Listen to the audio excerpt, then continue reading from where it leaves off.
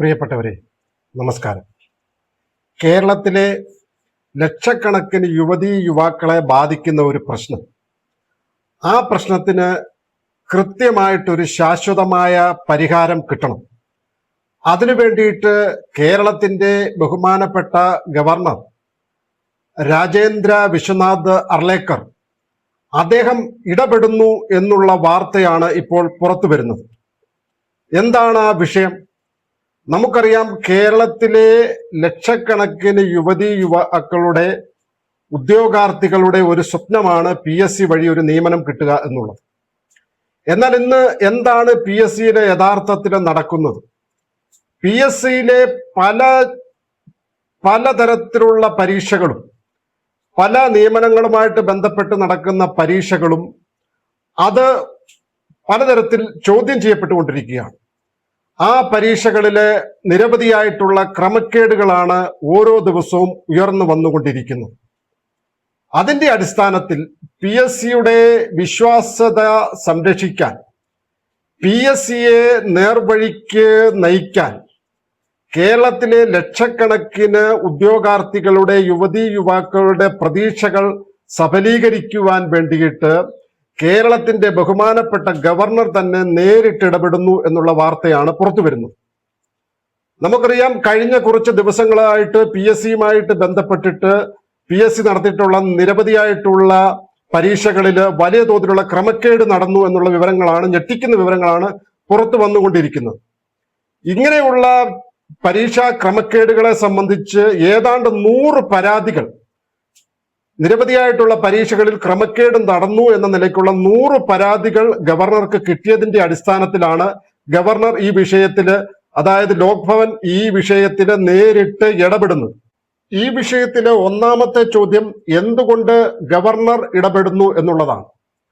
നമുക്കറിയാം, PSC എന്ന് പറയുന്നത് ഒരു ഭരണഘടനാ സ്ഥാപനമാണ്. അതുകൊണ്ട് തന്നെ PSCയിലെ ചെയർമാനെതിരെയും അംഗങ്ങൾക്കെതിരെയും നിയമ നടപടികൾ സ്വീകരിക്കുവാൻ സംസ്ഥാന സർക്കാരിന് ചില പരിമിതികളുണ്ട്. ശരിക്കും ഈ വിഷയത്തിൽ നടപടിയെടുക്കുവാൻ സാധിക്കുക ഭരണഘടനാ സ്ഥാപനമായതുകൊണ്ട് രാഷ്ട്രപതിക്കാണ്. അതുകൊണ്ട് തന്നെ ഗവർണർ ഈ വിഷയത്തിൽ രാഷ്ട്രപതിയെ ഈ PSCയിലെ അഴിമതികളുമായിട്ട് സംബന്ധിച്ച്, പരീക്ഷാ ക്രമക്കേടുകളുമായിട്ട് സംബന്ധിച്ചിട്ടുള്ള കൃത്യമായിട്ടുള്ള റിപ്പോർട്ട് രാഷ്ട്രപതിക്ക് കൈമാറാൻ പോകുന്നു എന്നുള്ള ഒരു ഇതാണ് ഇപ്പോൾ, എന്നുള്ള ഒരു അറിയിപ്പാണ്, എന്നുള്ള ഒരു വാർത്തയാണ് ഇപ്പോൾ പുറത്തു വന്നുകൊണ്ടിരിക്കുന്നത്. ഇതിനെ സംബന്ധിച്ചിട്ട് ഗവർണർ സുപ്രീം കോടതിയിലെ അഭിഭാഷകരോട്, നിയമജ്ഞരോട് അദ്ദേഹം നിയമ സംബന്ധമായിട്ടുള്ള അറിവ് നേടിയിരുന്നു, നിയമോപദേശം നേടിയിരുന്നു. അതിന്റെ അടിസ്ഥാനത്തിലാണ് ഗവർണർ ഈ വിഷയത്തിൽ രാഷ്ട്രപതിയെ ധരിപ്പിക്കാൻ വേണ്ടിയിട്ട്, റിപ്പോർട്ട് കൊടുക്കുവാൻ വേണ്ടിയിട്ട് പോകുന്നത്. അതോടൊപ്പം തന്നെ PSCയുമായിട്ട് ഇപ്പോൾ ബന്ധപ്പെട്ടിട്ട് സംസ്ഥാനത്തിന്റെ ഒരു അന്വേഷണം നടക്കുന്നുണ്ട്. ഒരു SIT, ഒരു സ്പെഷ്യൽ ഇൻവെസ്റ്റിഗേഷൻ ടീമിന്റെ ഒരു അന്വേഷണം നടക്കുന്നുണ്ട്. പക്ഷെ ആ അന്വേഷണത്തില് ഗവർണർക്കും അതേപോലെ തന്നെ ലോക് ഭവനും ഗവർണറുടെ ഓഫീസിനും വലിയ അതൃപ്തിയാണുള്ളത്. ആ അന്വേഷണം ശരിയായ ദിശയിലല്ല എന്നൊക്കെയുള്ള ഒരു അഭിപ്രായം കൂടി ഗവർണർക്കുണ്ട് എന്നാണ് പല റിപ്പോർട്ടുകളും പുറത്തു വരുന്നത്. അതിന്റെ അടിസ്ഥാനത്തിലാണ് ഗവർണർ കൃത്യമായിട്ട്, ഒരു ഭരണഘടനാ സ്ഥാപനമായതുകൊണ്ട് PSC, അതിന്റെ ചെയർമാനും അതേപോലെ അംഗങ്ങൾക്കും എതിരെയുള്ള നടപടിയെടുക്കാൻ സംസ്ഥാന സർക്കാരിന്, സംസ്ഥാന സംവിധാനത്തിന് പരിമിതികൾ ഉള്ളതുകൊണ്ടാണ് ഗവർണർ നേരിട്ടിടപെട്ട് ഈ വിഷയത്തിൽ റിപ്പോർട്ട് രാഷ്ട്രപതിക്ക് നൽകാൻ വേണ്ടിയിട്ട് പോകുന്നു.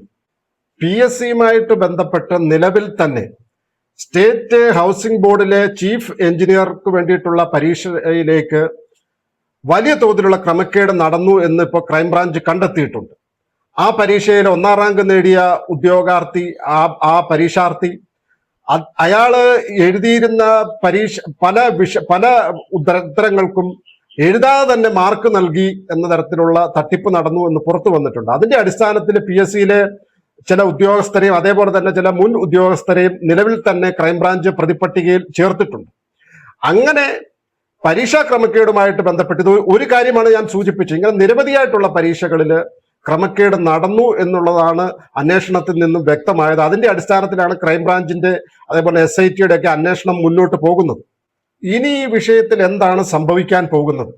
ഗവർണർ ഇതിനെ സംബന്ധിച്ച് അന്വേഷിച്ച് റിപ്പോർട്ട് രാഷ്ട്രപതിക്ക് കൈമാറുന്ന സമയത്ത് PSCയുടെ വിശ്വാസ്യത സംരക്ഷിക്കുവാൻ വേണ്ടിയിട്ട് അതിലെ ക്രമക്കേടുകളെ സംബന്ധിച്ചിട്ട് രാഷ്ട്രപതിക്ക് സുപ്രീം കോടതിയുടെ ശ്രദ്ധയിലേക്ക് വിഷയപ്പെടുത്തി അന്വേഷണത്തിന് ഉത്തരവിടാൻ വേണ്ടിയിട്ടുള്ള അധികാരമുണ്ട്. അങ്ങനെ സുപ്രീം കോടതിയുടെ നേതൃത്വത്തില് മേൽനോട്ടത്തിൽ ഒരു അന്വേഷണം വരികയാണെങ്കിൽ ഗവർണർക്ക്, സംസ്ഥാനത്തിന്റെ ഗവർണർക്ക് PSCയുടെ അംഗങ്ങളെയും അതേപോലെ തന്നെ PSC ചെയർമാനെയും സസ്പെൻഡ് ചെയ്യാൻ വേണ്ടിയിട്ട് സാധിക്കും. അതുപോലെ തന്നെ പിന്നീട് സുപ്രീം കോടതിയുടെ അന്വേഷണത്തിലൂടെ വസ്തുതകൾ പുറത്തു വരുന്ന സമയത്ത് സംസ്ഥാനത്തിന്റെ PSCയെ പിരിച്ചുവിടാനുള്ള അധികാരവും രാഷ്ട്രപതിക്ക് ഉണ്ട്. അങ്ങനെ വരുന്ന സമയത്ത് ഗവർണറുടെ റിപ്പോർട്ട് എന്ന് പറയുന്നത്, PSCയുടെ ക്രമക്കേടിനെ സംബന്ധിച്ച് ഗവർണർ റിപ്പോർട്ട് എന്ന് പറയുന്നത് വളരെ ഗൗരവ സ്വഭാവത്തിലുള്ളതാണ്. കാരണം ആ റിപ്പോർട്ടിന്റെ രീതികൾ അനുസരിച്ച്, സ്വഭാവം അനുസരിച്ചുമാണ് ഇനി അങ്ങോട്ട് കേരളത്തിലെ PSCയുടെ ഭാവി തന്നെ നിർണയിക്കാൻ പോകുന്നത്. എന്തായാലും കേരളത്തിലെ ആയിരക്കണക്കിന് ഉദ്യോഗാർത്ഥികളാണ് ഒരു ജോലിക്ക് വേണ്ടി, ജീവിതമാർഗത്തിന് വേണ്ടിയിട്ട് പഠിച്ച് പരീക്ഷ എഴുതി PSCയെ ആശ്രയിക്കുന്നത്. അവരുടെ ഗവൺമെന്റ് ജോലി എന്നുള്ള വലിയ സ്വപ്നമാണ് PSC പരീക്ഷയ്ക്ക് ഇരിക്കുന്ന സമയത്ത് അവരുടെ മനസ്സിലുള്ളത്.